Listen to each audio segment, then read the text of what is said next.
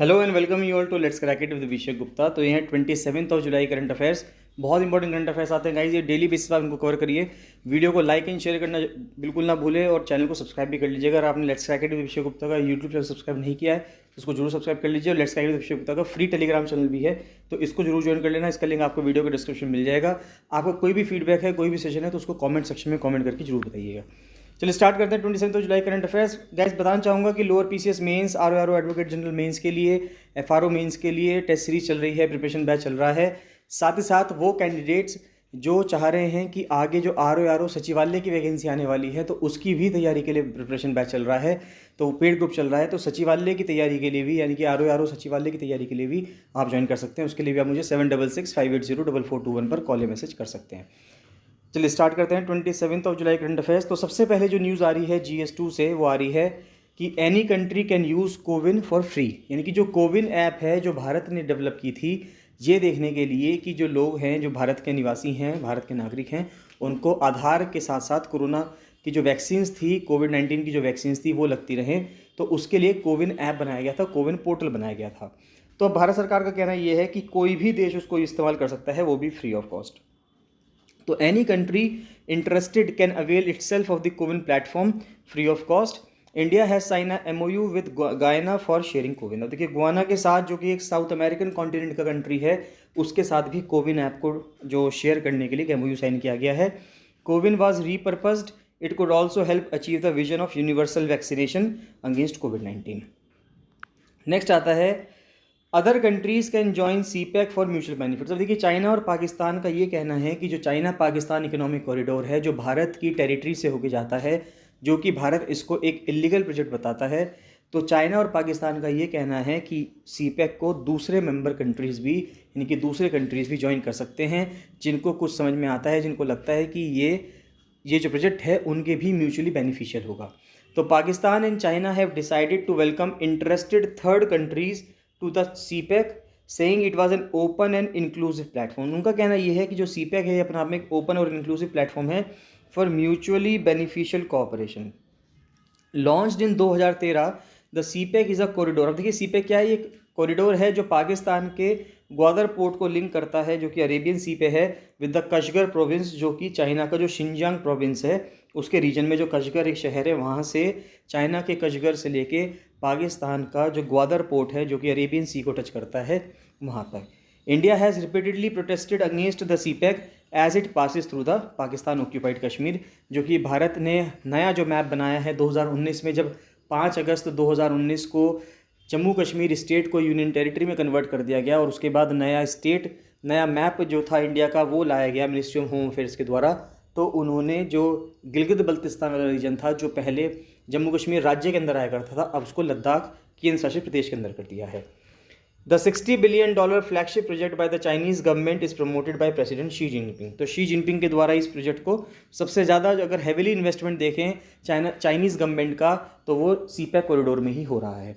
Many western think tanks and commentators have term the CPEC an economic debt trap. तो ये बिल्कुल simple सी बात है, जो एक जिसको नॉलेज नहीं है वो भी इसको देख के बता देगा कि पाकिस्तान इतना कैपेबल नहीं है कि वो $60 बिलियन जैसे लोन्स को चुकता कर दे, जो अगर उसने किसी देश से उधार लिए हैं। तो अब वहाँ से उसने जब $60 बिलियन का लोन लिया है, तो अपने आप में एक इकोनॉमिक डेट ट्रैप है, यानी कि एक आर्थिक रूप से जो डेट है, कर्ज है, उसका जाल बिछाया गया है चाइना के द्वारा पाकिस्तान को अपने उस ट्रैप में फंसाने के लिए।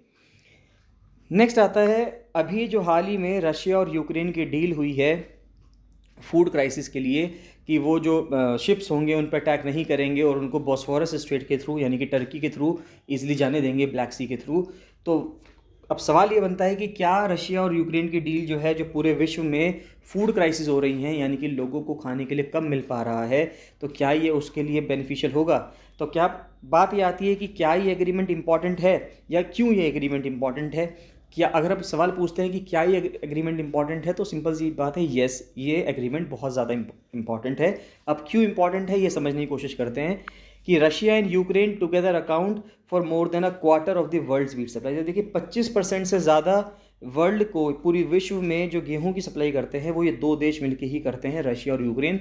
और ये दोनों आपस में ही अगर लड़ाई में है, तो आप मान सकते हैं, समझ सकते हैं कि विश्व की 25% जो गेहूं का जो सप्लाई है वो पूरी की तरह से बाधित हो चुकी है। तो Russia share in the global exports of wheat, the world's most widely grown crop, is some 20%। तो रशिया का शेयर उसमें 20% है अकॉर्डिंग टू 2020 फिगर्स, और यूक्रेन का जो उसमें है वो 8% है। यानी कि रशिया जो है वो ज़्यादा बड़ा सप्लायर है व्हीट का to the world as comparison to Ukraine. तो यहाँ से हमें ये समझ में आता है कि रशिया एक्सपोर्ट ज़्यादा करता था या करता है यूक्रेन से। About 50 countries depend on Russia and Ukraine for more then 30% of their wheat imports. अब देखिए 50 से ज़्यादा देश ऐसे हैं, करीब करीब 50 देश ऐसे हैं जो गेहूं के लिए रशिया पे और यूक्रेन पे डिपेंडेंट है कि वहाँ से गेहूं आएगा तो वे लोग खाएंगे। Besides wheat, Ukraine is the world's 8th largest producer and 4th largest exporter of corn. अब देखिए जो कॉर्न है, मक्का है, मेज़ है, उसका भी 8वां सबसे बड़ा प्रोड्यूसर और 4था सबसे बड़ा एक्सपोर्टर यानी कि निर्यातक है यूक्रेन कॉर्न का, accounting for 16% of global exports, यानी कि 16% ग्लोबल एक्सपोर्ट यूक्रेन करता है। Further Ukraine which produces up to 46% of sunflower seed and sunflower oil is the world's largest exporter of sunflower oil. देखिए ये इंपॉर्टेंट चीज़ है, सवाल पूछा भी गया था कि यूक्रेन दुनिया का सबसे बड़ा लार्जेस्ट एक्सपोर्टर है सनफ्लावर ऑयल का। तो इंपॉर्टेंट चीज़ ये है कि सनफ्लावर ऑयल का सबसे बड़ा जो सप्लायर है वो कौन है, वो यूक्रेन है। The Ukraine war has therefore clearly hit one of the bread baskets of the world. Simple सी बात है, जो ब्रेड बास्केट है यानी कि जहाँ से सबसे ज़्यादा जो गेहूं थे या ये सब चीज़ें थी, प्रोडक्शन हो रहा था मेज़ का, गेहूं का, तो उसको हिट किया है इस युद्ध ने।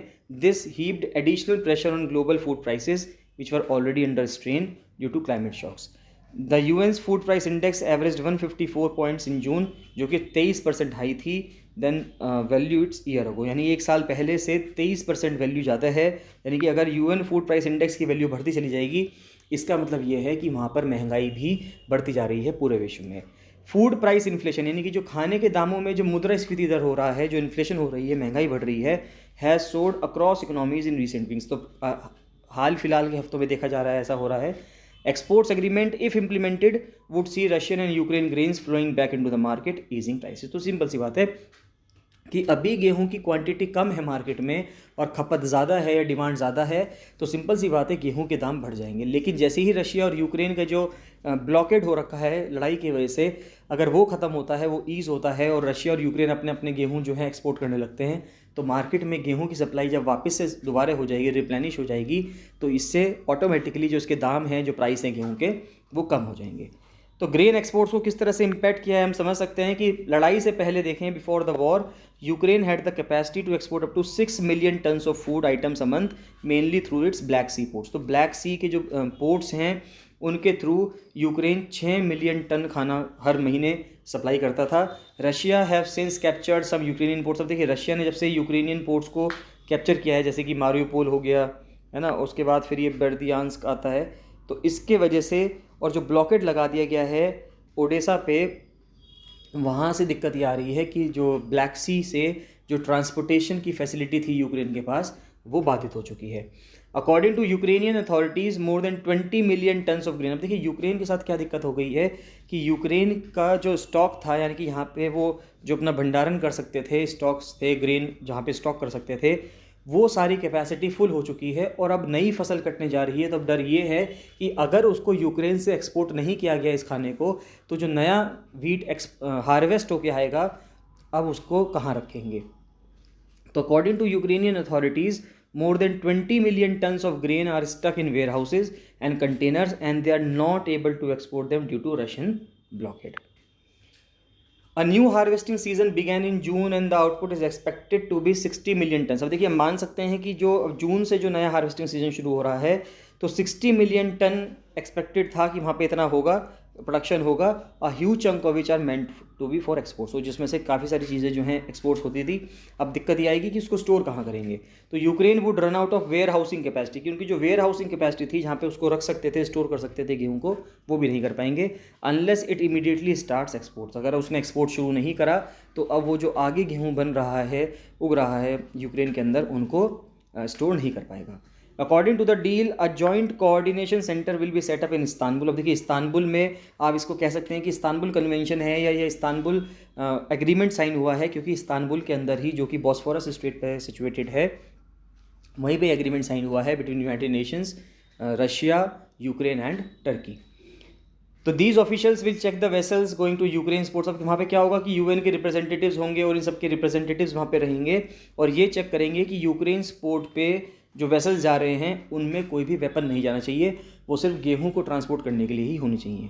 The agreement does not call on Ukraine to demine its southern waters. अब देखिए क्या किया था यूक्रेन ने, जो सदर्न वाटर्स थे इसके, यानी कि जो साउथ से ब्लैक सी से जो टच कर रहा था यूक्रेन का हिस्सा, उसने वहाँ पे क्या करा, वहाँ पे समुद्र के अंदर उसने माइनिंग कर दी, इस डर से कि अगर रशिया के शिप्स आएंगे या रशिया के जो सबमरीन्स हैं अगर वो आएंगी, अगर वो माइन से टकरा जाएंगी तो वो वहीं पे ब्लास्ट हो जाएंगी, जिससे कि यूक्रेन बच सकता है। तो अब बात ये आ रही है कि जब उसने इतना हेविली गार्ड कर दिया था अपने साउथ वाटर्स को, तो या तो अभी पहले यूक्रेन को अपनी वो माइंस हटानी होंगी तभी जाके शिप्स आ पाएंगे, वरना तो माइंस फट जाएंगी कभी भी अगर कोई शिप आएगा तो वहाँ पे अब इस एग्रीमेंट में इस चीज़ की कोई बात नहीं की गई है कि क्या वहाँ पे डी माइनिंग की जाएगी। तो यहाँ पे राइटर यही कहना चाह रहे हैं कि agreement does not call on Ukraine to demine its southern waters, तो उसको डी माइन करने की बात नहीं की गई है, but specific routes from Odesa and other Ukrainian ports would be earmarked for the ships with grain to sail to Turkey's Bosphorus, and if necessary a mine sweeper can be brought in to clear the routes to the ports। अब देखिए mine sweeper लाने की बात की जा रही है कि माइन स्वीपर शिप आएगा जो माइंस को वहाँ से हटा देगा। The agreement reached at Istanbul's 19th century Ottoman place Dolmabahce is for a period of 120 days। तो 120 दिन यानी कि 4 महीने के लिए एग्रीमेंट साइन किया गया है, जिसको रिन्यू किया जा सकता है। ये प्लान है to allow Ukraine to export 5 million ton. अब प्लान ये है कि यूक्रेन जो है 5 मिलियन टन जो ग्रेन है हर महीने, जो प्री वॉर लेवल था यानी कि युद्ध से पहले जो वो एक्सपोर्ट किया करता था उसको वो एक्सपोर्ट कर दे। As part of the UN framework Russia is also expected to ramp up its grain and fertilisers export. तो माना जा रहा है कि यूएन फ्रेमवर्क के अकॉर्डिंग रशिया इज़ एक्सपेक्टेड कि रशिया भी अपने जो ग्रेन एक्सपोर्ट है और फर्टिलाइज़र, क्योंकि रशिया बहुत ज़्यादा फर्टिलाइज़र एक्सपोर्ट्स करता था, अगर फर्टिलाइज़र एक्सपोर्ट नहीं होंगे तो पूरे विश्व में जो वीट की या किसी भी फसल की जो प्रोडक्शन है वो कम हो जाएगी। वो प्रोडक्शन इसलिए कम हो जाएगी क्योंकि फर्टिलाइजर्स नहीं मिलेंगे, तो जो इंसेक्ट्स हैं, जो पेस्ट्स हैं, वो अटैक कर देंगे क्रॉप्स पे। The US Treasury Department has said earlier this month that buyers, banks, insurers would be allowed to purchase Russian grains, कि सभी लोग खरीद सकते हैं। A NATO ally that does not join Western sanctions। देखिए टर्की जो था वो अपना आप एक NATO ally है और उसने वेस्टर्न सैंक्शंस को ज्वाइन नहीं किया रशिया के खिलाफ, और उसने कहा है कि हम एक पाथ ले रहे हैं towards peace, but the key to unblock the path lies in its implementation. Simple सी बात है कि अगर इम्प्लीमेंट नहीं की जाएंगे, यानी कि कथनी में और करनी में अगर डिफरेंस होगा तो काम नहीं हो पाएगा। अगर हम कह रहे हैं कि हमें पीस चाहिए तो वहाँ पर आप फिर पीसफुल एक्टिविटीज़ भी करें, ये कंट्रीज़ को समझना होगा। नेक्स्ट आता है GS3 से न्यूज़ आ रही है सबसे पहले कि हमने ये भी देखा था कि अभी 5 जुलाई को सन जो था, सन के अंदर जो लार्ज हेड्रोन कोलाइडर है उस मशीन को दोबारा चलाया गया था उस एक्सपेरिमेंट को दोबारा करने के लिए। तो कुछ एक्सपेरिमेंट्स को जब दोबारा करने के लिए सन को 3 साल की मेंटेनेंस के बाद दोबारा चलाया गया। जब उसको पहली बार चलाया 5 तारीख को, उसके बाद उसने कुछ एक्सपेरिमेंट्स किए, कुछ नई इनोवेशंस और नई कुछ डिस्कवरीज की। तो सर्न रिसर्चर्स फाइंड एक्सोटिक सब एटॉमिक पार्टिकल्स। अब देखिए एटॉमिक पार्टिकल्स क्या होते हैं, एटॉमिक पार्टिकल्स होते हैं इलेक्ट्रॉन, प्रोटॉन और न्यूट्रॉन। तो ये हमें पता है कि इलेक्ट्रॉन, प्रोटॉन और न्यूट्रॉन ये एटॉमिक पार्टिकल्स होते हैं। आप मुझे कमेंट सेक्शन में कमेंट करके बताएंगे कि इलेक्ट्रॉन, प्रोटॉन और न्यूट्रॉन में से किसके ऊपर कौन सा चार्ज होता है, इलेक्ट्रॉन के ऊपर कौन सा चार्ज होता है पॉजिटिव या नेगेटिव, प्रोटॉन के ऊपर कौन सा चार्ज होता है पॉजिटिव या नेगेटिव, और न्यूट्रॉन के ऊपर कौन सा चार्ज होता है पॉजिटिव नेगेटिव।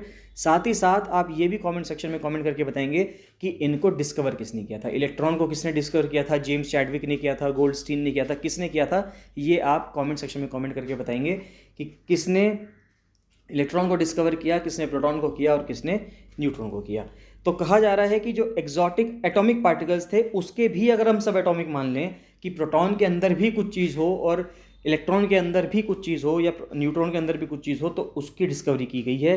तो scientists at the CERN have discovered 3 new exotic सब एटॉमिक पार्टिकल्स।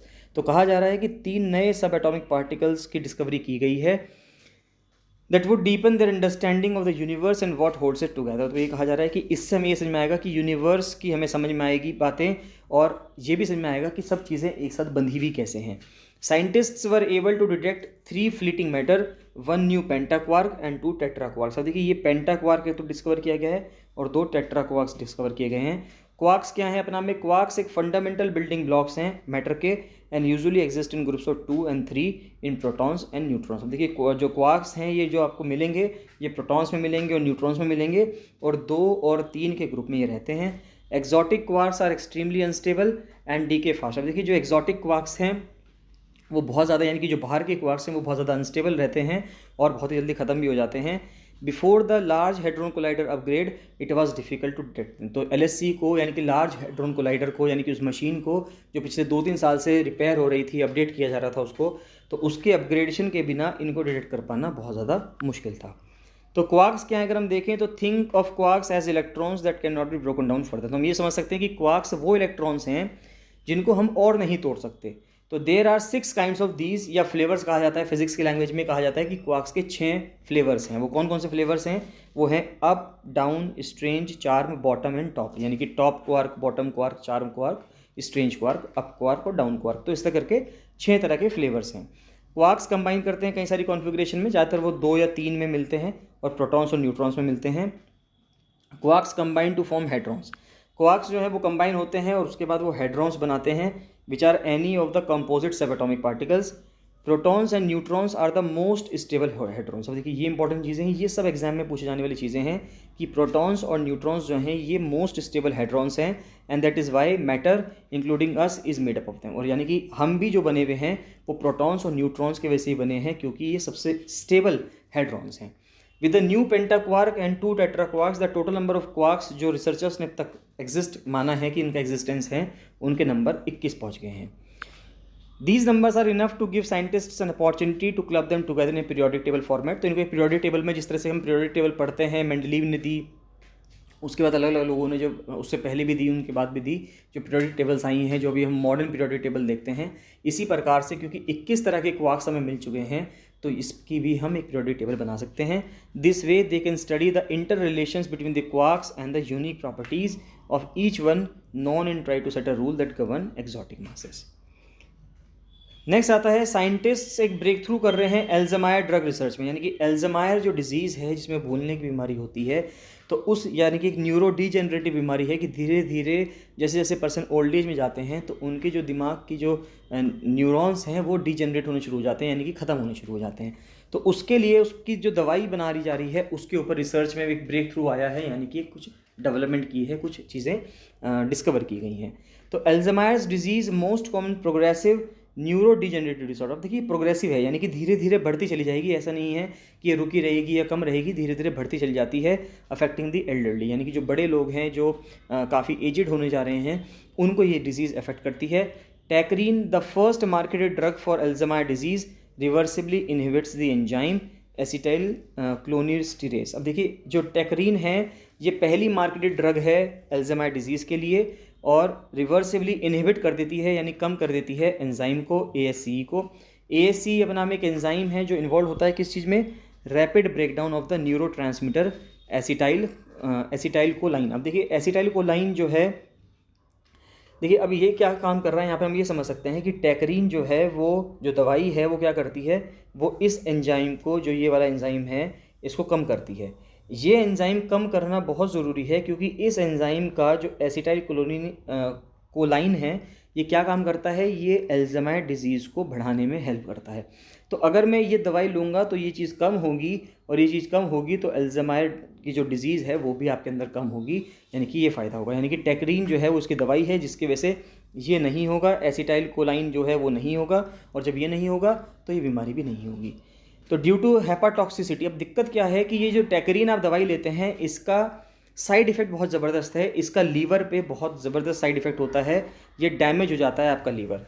तो ड्यू टू हेपाटोटॉक्सिसिटी या हेपाटोटॉक्सिसिटी यानी कि damage to liver, tacrine has been withdrawn from the market. तो टैक्रीन को मार्केट से हटाना पड़ा क्योंकि ये डैमेज कर देती है लीवर को। अगर लीवर आपका ख़राब हो जाता है तो आपका पूरा बॉडी का जो डाइजेस्टिव सिस्टम है वो सब खत्म हो जाएगा, क्योंकि जितनी भी बॉडी के अंदर डाइजेस्टिव सिस्टम है वो सारा लीवर की वजह से ही है। Still tacrine is being used as a potential starting point to design highly efficient anti Alzheimer disease drug without hepatotoxicity. अब ये माना जा रहा है कि बिना हेपाटोटॉक्सिसिटी के, बिना कि हम कोई ऐसी कोई ड्रग बना दें कि टैक्रीन में तो जैसे ये वाली दिक्कत है कि वो लीवर को ख़राब कर देती है, तो हम कोई ऐसी दवाई बनाएं जिसका लीवर पर इतना बुरा असर ना हो।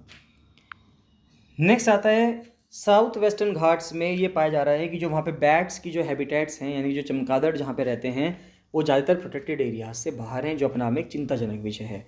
A recent study indicates that more than 50% of habitats suitable for 37 species of bats in the southwestern Ghats lie outside protected areas, यानी कि प्रोटेक्टेड एरिया से बाहर लाई करती हैं ये, potentially increasing threats faced by the animals. अब देखिए इससे दिक्कत क्या होगी उन एनिमल्स को, यानी कि बैट्स को दिक्कत क्या होगी, एक तो उनकी पोचिंग किया जा सकता है उनके मीट के लिए, फिर हैबिटेट लॉस, उनका जो घर है उनका जो आवास है उसको ख़त्म कर दिया जाएगा, फिर स्टिग्मा फ्रॉम लोकल कम्युनिटीज़। अब देखिए लोकल कम्युनिटीज़ को भी दिक्कत हो गई है इससे, क्योंकि जब से कोविड-19 डिजीज़ में इनका नाम बदनाम हुआ है बैट्स का, चमगादड़ का, कि ये चमगादड़ के सूप के वजह से, चमगादड़ों की वजह से चाइना से फैला है, इसके वजह से लोग चाहते हैं कि ये इनके घरों के आसपास ना दिखे।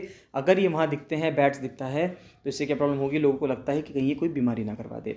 तो 6 मेजर बायोडाइवर्सिटी हॉटस्पॉट्स मिलेंगे आपको साउथ में। कौन कौन मिलेंगे, एक तो अगस्त्य मलाई मिलेगा, फिर पेरियार टाइगर रिजर्व है, अन्नामलाई है, नीलगिरीज है, वायनाड मुदुमलाई कॉम्प्लेक्स और ब्रह्मगिरी, ये इस स्टडी एरिया के पार्ट थे।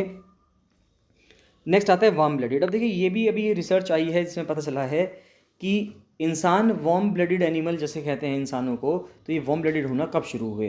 तो फॉसिलाइज्ड इनर ईयर कैनाल, जो कान यानी कि कान के अंदर एक जो कैनाल है, वो ये सजेस्ट करता है कि जो मैमल्स हैं, अब यहाँ पे इंसान भी हो सकते हैं, कोई भी हो सकते हैं, मैमल्स की हम बेसिकली बात कर रहे हैं जिनके मैमरी ग्लैंड्स होते हैं, तो जो मैमल्स हैं वो 230 से लेके 200 मिलियन साल पहले वार्म ब्लडेड होना शुरू हो गए थे, यानी कि उनका जो इवॉल्वमेंट था वो इतने मिलियन साल पहले वार्म ब्लडेड होना शुरू हो गया था। नेक्स्ट आता है waste water surveillance reveals infection dynamics. अब देखिए वेस्ट वाटर बहुत ज़्यादा इंपॉर्टेंट है, यानी कि जो हमारा टॉयलेट्स के थ्रू जो पानी जाता है, जो वेस्ट वाटर है, वहाँ पर सबसे ज़्यादा चांसेस होते हैं कि जो बैक्टीरिया हैं, वायरस हैं, या कोई भी ऐसे जो भी इंसेक्ट, यानी कि नॉट इंसेक्ट, डिजीज़ करने वाले जितने भी जो इन्फेक्शंस होते हैं वो वहाँ पे बहुत लंबे समय तक रह सकते हैं, क्योंकि उनको वैसा ही इन्वायरमेंट वहाँ पे चाहिए होता है जो वहाँ पे उनको मिलता है। तो इम्पॉर्टेंट बात यह है कि वेस्ट वाटर को अगर हम सर्विलांस करेंगे, वेस्ट वाटर की अगर हम जांच करेंगे, तो हम बहुत अच्छे से कोई भी जो इन्फेक्शन हो रहा है, चाहे वो कोविड-19 की डिजीज़ हो या मंकी पॉक्स हो या कोई सी भी बीमारी हो, उसके बारे में पता कर सकते हैं। तो why environmental surveillance serves as an early warning system अगर हम देखें तो टेस्टिंग सीवेज सैंपल्स, अगर हम सीवेज के सैंपल्स को टेस्ट करेंगे, provides a clearer picture of virus circulation in the community. तो कम्युनिटी के अंदर वायरस कब से सर्कुलेट कर रहा है, कितना सर्कुलेट कर रहा है, उसकी क्लियर पिक्चर पाने के लिए हमें ये करना होगा days in advance of testing infected people.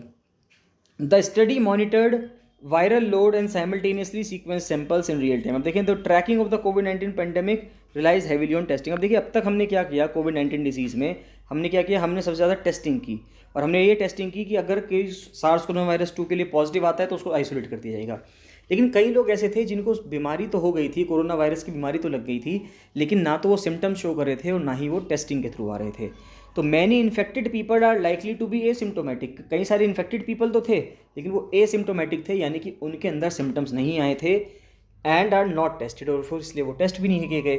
This leads to underestimation of कोविड-19 केसेस। इसके वजह से जो कोविड-19 के केस थे वो भी अंडर एस्टिमेट होंगे, क्योंकि हम सिर्फ उन्हीं को कोविड-19 के केस मानेंगे जो कि पॉजिटिव आए हैं, लेकिन जो लोग जो एसिम्टोमेटिक थे और जिनका टेस्टिंग ही नहीं हुआ, तो उनको हम बता ही नहीं सकते कि उनको कोविड-19 बीमारी हुई थी या नहीं हुई थी। या भारत में ऐसे कितने लोग थे जिनको कोविड-19 बीमारी हो गई थी, वो किसी डॉक्टर के पास नहीं गए, कोई उन्होंने टेस्ट नहीं करवाया, 3-4 दिन के अंदर, 5 दिन के अंदर या 6 दिन के अंदर वो वापस से रिकवर हो गए।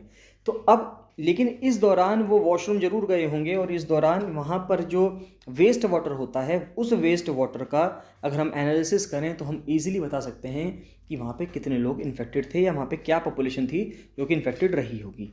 तो वेस्ट वाटर या sewage can tell us volumes about the health of a community. तो उस कम्युनिटी की हेल्थ कैसी है उसके बारे में हम बता सकते हैं वहाँ के वेस्ट वाटर की या सीवेज की क्वालिटी को देख के। The idea is very simple, most pathogens of interest, यानी कि जितने भी पैथोजेंस हैं, चाहे वो बैक्टीरिया हो, वायरस हो, प्रोटोजोआ हो, वो सीवेज के इन्वायरमेंट में रहते हैं कई दिनों तक। Waste water based health surveillance और इन्वायरमेंटल सर्विलांस एक एक्सीलेंट टूल है for tracking the presence of different pathogens in the environment. तो अलग अलग पैथोजेंस का इन्वायरमेंट में पता लगाने के लिए एक बहुत ही अच्छा टूल है। It is quite economical and provides real time data which makes it very useful for developing countries, जैसे कि भारत के लिए।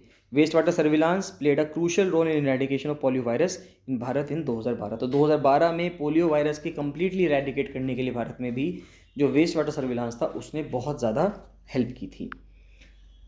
नेक्स्ट आता है rise and fall of cholera causing bacterial lineage. अब देखिए एक ये देखना चाह रहे हैं कि जो एक कोलेरा को कॉज करने वाला जो एक बैक्टीरिया था, जो हैजा की बीमारी फैलाने वाला एक बैक्टीरिया था, उसका राइज कैसे होता है, उदय कैसे होता है और उसमें फॉल कैसे आता है।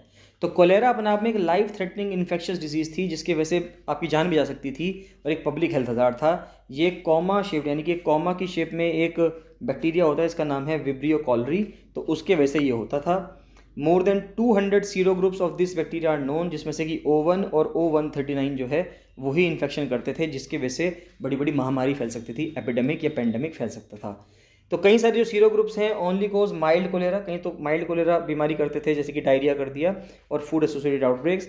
इनमें से 2 सीरो ग्रुप्स जो थे O1 और O139, ये अब तक 7 पेंडेमिक वेव्स के लिए रिस्पॉन्सिबल रहे हैं।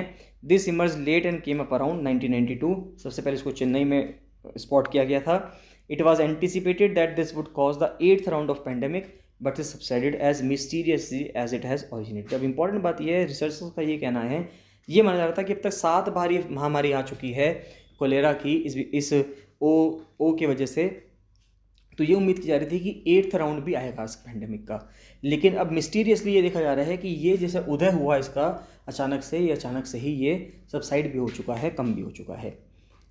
नेक्स्ट आता है what is the controversy over GST levies on food. अब देखिए जीएसटी जो खाने के ऊपर है, खाने के जो आइटम्स हैं उनके ऊपर जो अभी हाल ही में जीएसटी की मीटिंग हुई चंडीगढ़ के अंदर, उसके बाद इनके ऊपर जीएसटी का जो रेट था वो बढ़ा दिया गया था।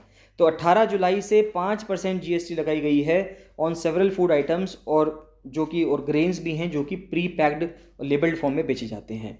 अगर वो ब्रांडेड नहीं है तो उन पे टैक्स लगाया जा रहा है।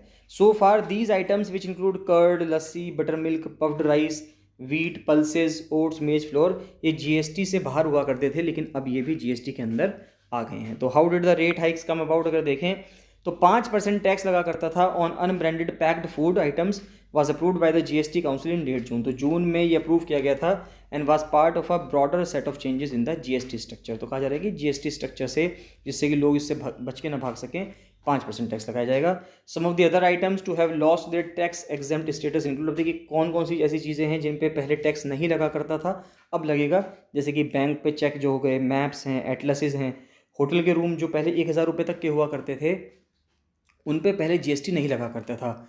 इसलिए होटल वाले क्या करते थे, पैसे तो ज़्यादा लेते थे लेकिन 999 रुपये का बिल काटते थे।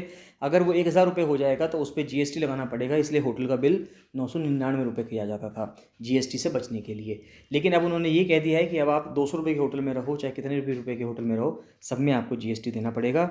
हॉस्पिटल के रूम्स जो पहले 5000 रुपये पर दिन से ऊपर के हुआ करते थे, जीएसटी सिर्फ उनमें लगा करता था, लेकिन अब हॉस्पिटल के रूम्स कितने भी रुपए का हो सब पे जीएसटी लगेगा। तो इससे क्या होगा, इससे जो भारत में हेल्थ केयर पे जो बर्डन होगा वो होगा, यानी कि हेल्थ केयर को जो पाना पहले ही लोगों के लिए मुश्किल था, भारत के लोगों के लिए, वो अब और ज़्यादा मुश्किल हो जाएगा। Decision was signed of by the council chaired by finance minister. जो जीएसटी काउंसिल है जिसको चेयर करते हैं फाइनेंस मिनिस्टर भारत की Nirmala Sitharaman, after a 2-day meeting in Chandigarh last month, the ground for such changes in the GST regime was set out at the councils praevia regular meeting in Lucknow. तो सितंबर 2021 में लखनऊ में जब meeting चल रही थी तभी बात की जा रही थी कि इन चीज़ों पे जीएसटी लगाना चाहिए जिससे कि टैक्स इवेजन से बचा जा सके। ड्यूरिंग दैट मीटिंग सेंटर और स्टेट्स ने डिस्कस किया कि there is need to raise revenue from the GST which at the time of its launch 5 years ago was premised on levying a revenue neutral rate of 15.5%। तो ये माना जा रहा था कि जिस टाइम पे जीएसटी 2017 में लगाया जा रहा था, ये कहा जा रहा था कि सभी आइटम्स पे एक रेवेन्यू न्यूट्रल एक टैक्स लगाया जाएगा 15.5% का, लेकिन धीरे धीरे देखा जा रहा है किसी चीज़ पर 28% टैक्स है, किसी पे 5% टैक्स है और किसी पे 12% या 18% टैक्स है। तो दिल्ली में हाई अलर्ट आ चुका है क्योंकि दिल्ली के अंदर मंकी पॉक्स के केसेस बढ़ते जा रहे हैं। अगर अलग अलग कंट्रीज़ में देखें तो स्पेन में 3000 केसेस हैं, यूनाइटेड स्टेट्स में 2000 केसेस हैं, भारत में 4 केस हो चुके हैं और दिल्ली में भी 1 केस मंकी पॉक्स का पकड़ा जा चुका है। तो Delhi confirms is first case of monkey pox on Sunday, a day after the infection was declared a public health emergency. तो एक दिन बाद जब WHO ने इसको पब्लिक हेल्थ इमरजेंसी डिक्लेयर करा मंकी पॉक्स को, तो दिल्ली में भी 1 केस आ चुका है। National institute of virology Pune जो है उसने डायग्नोसिस को कंफर्म किया है कि जो NIV इंस्टीट्यूट है पुणे में, उसने कहा है कि हाँ ये जो उसकी ब्लड सैंपल की टेस्टिंग हुई उसके थ्रू पता चला है कि वो पॉजिटिव है मंकी पॉक्स से। नेक्स्ट आता है विंड पावर रेट्स में बॉटम आउट। देखिए बहुत ही इंपॉर्टेंट न्यूज़ है इंफ्रास्ट्रक्चर की। इससे हमें समझना होगा कि विंड पावर के जो रेट्स हैं अभी जो तरीका है वो मैं आपको थोड़ा संक्षिप्त में समझाता हूँ, उसके बाद हम इसको पढ़ लेंगे। तो प्रिसाइसली अगर हम समझें तो आप ये समझें कि अभी जो गवर्नमेंट विंड पावर के लिए या सोलर पावर के लिए जितने भी प्रोजेक्ट्स लॉन्च करती है उनको रिवर्स ऑक्शन के बेसिस पे बेचा जाता है।